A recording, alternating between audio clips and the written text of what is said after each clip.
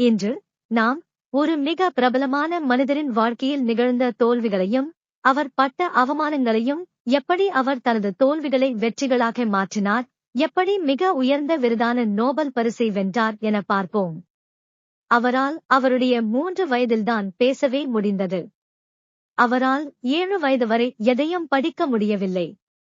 அவருடைய சக மாணவர்கள் அவரை மனநலம் பாதிக்கப்பட்டவர் என கேலி செய்தனர். அவர் சுவிஸ் ஃபெடரல் இன்ஸ்டிடியூட் ஆஃப் டெக்னாலஜியில் நுழைவுத் தேர்வில் தோல்வி அடைந்தார். மறுபடியும் எழுதி அனுமதி கிடைத்தது. அவருடைய டாக்டரேட் ஆராய்ச்சி கட்டுரைகளை அவரது பல்கலைக்கழகம் நிராகரித்தது.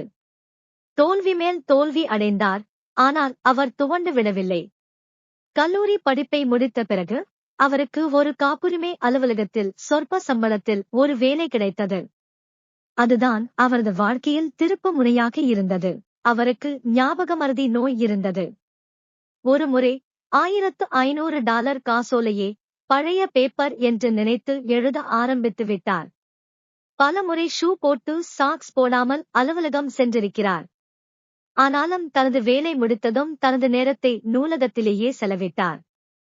பல இரவுகள் அங்கேயே தூங்கி விடுவார். ஒரு நாள் அவரது கடின உழைப்புக்கு பலன் கிடைத்தது. அவர்தான் ஆல்பர்ட் ஐன்ஸ்டீன். அவர் எப்போதும் சொல்வதுண்டு, தோல்விகளின் முன்னேற்றமே வெற்றி என்று. அந்த நாள் வந்தது.